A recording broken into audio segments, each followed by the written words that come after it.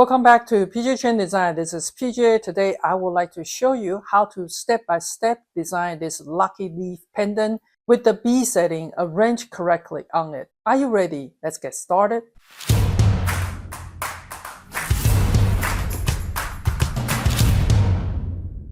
Let's take a look on the structure of this pendant. All four pendants are the same, four leaves are the same, so they're coming into the angle with the stone arranged on it. So we just need to create one in polar array.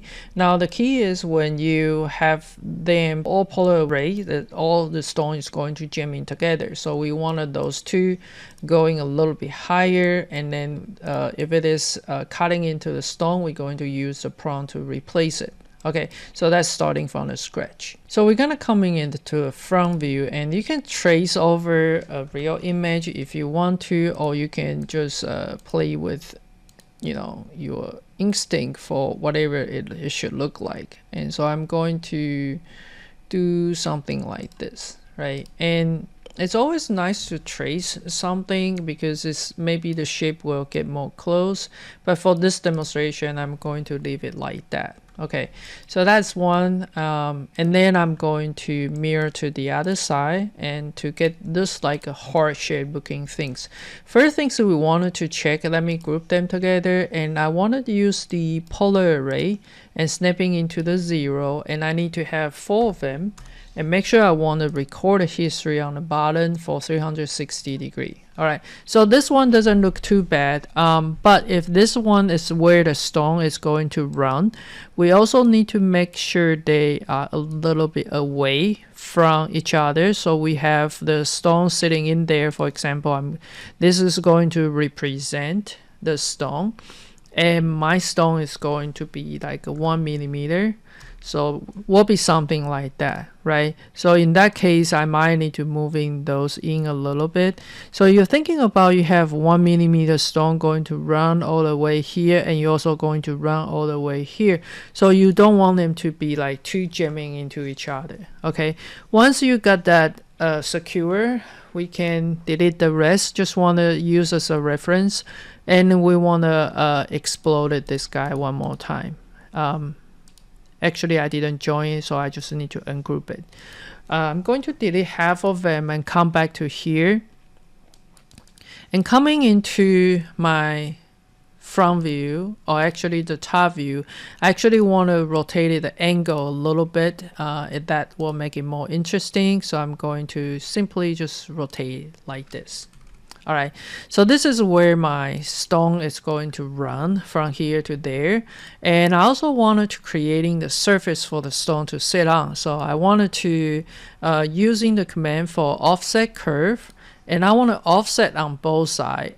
Each side is 0.6 millimeter, so that it's creating 1.2 millimeter in order for me to put 1 millimeter stone right in the middle. Okay, now the surface has to pass the middle point. As you can see, it's not on on one end for both of the curve that we have here. So I'm simply just going to make it a little bit longer. So I'm gonna coming into the curve. You have extended curve, and we can just pick up this end, hit enter, and then we just want them to be a bit longer. The same thing right here. I'm going to pick it right here, gonna make it slightly longer, right? So that I'm going to snapping into the 0 and draw a straight line, and so that way we can have this line to trim off anything is sticking out. So when we mirror, there will be a good transition there. Okay, I'm going to delete this line. That's just for our cutting tool. And then we can creating this surface. Let's take a look on the perspective, right? It's tilted in the angle like the way that we like.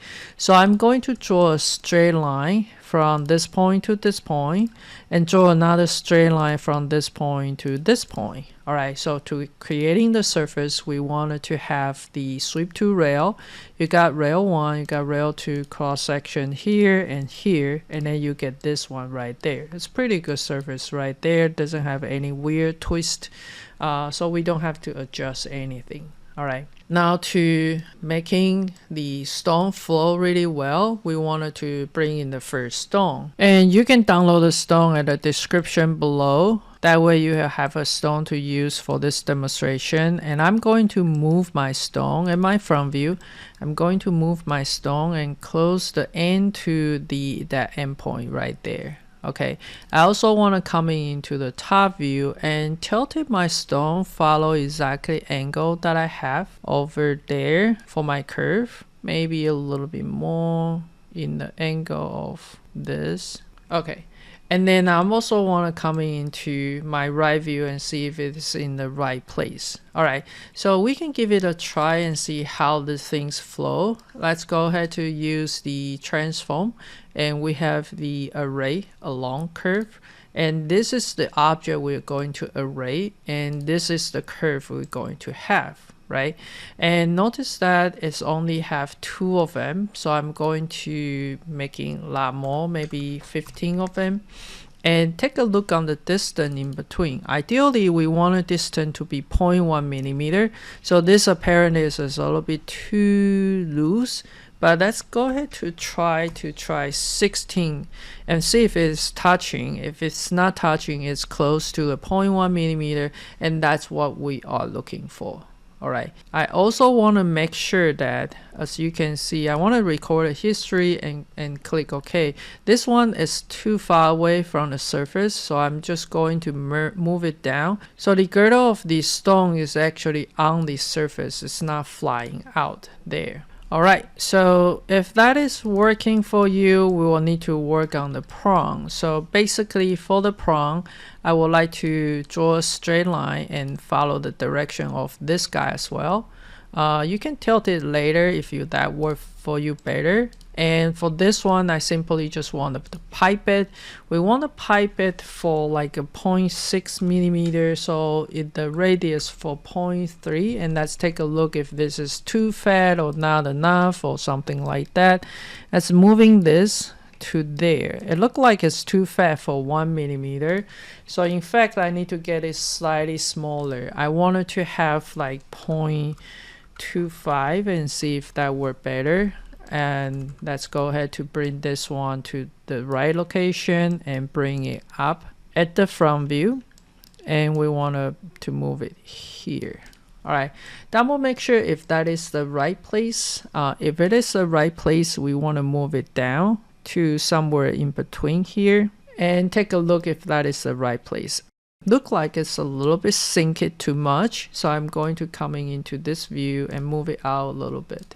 Alright, so if those two, and those two are quite important, if those two work correctly, we are going to pick up those two, and we are going to use exactly the same command for array along curve, and we want to pick up the curve, and then so they will follow. Hopefully it's correct there. Alright, and once you are done, you want to come in and check on all the prong in detail and see which one need adjustment. There will be few need adjustments, especially close to the beginning and to the end.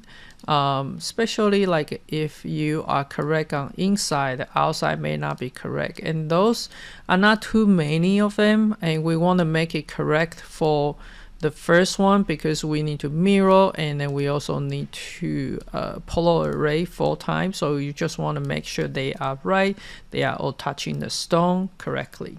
Okay, so once we have that, we are going to simply creating the surface by pick up the surface, and I simply just gonna use the gumball to extrude the surface right here. Alright, so that will cover the prong area, and then you can see we got the solid right there.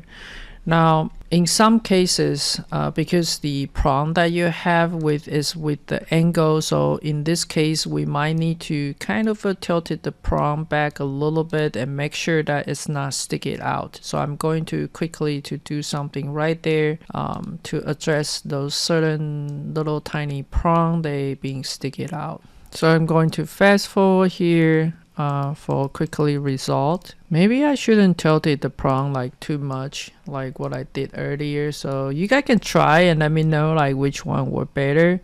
Maybe I just need to have the prong go straight since I'm going to extrude the surface straight. All right, so once we have everything, we're just gonna coming into the front view, and we're gonna pick up everybody beside this stone and also those part right there, and I'm simply just going to mirror to the other side. So let's go ahead to use the mirror command, snapping into the 0, and we want something like this. All right, notice that there's something jamming here, especially when you see the diamond of this one. We need to move it back, right?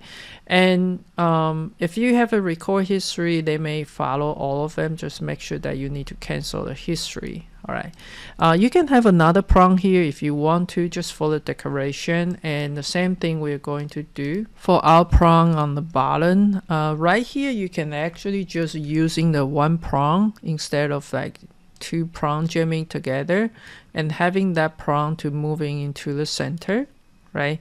That will work, and just make them slightly bigger so that will cover all of them. You can have this one too, just making them a little bit smaller, so you know, to able to fitting into the space, right?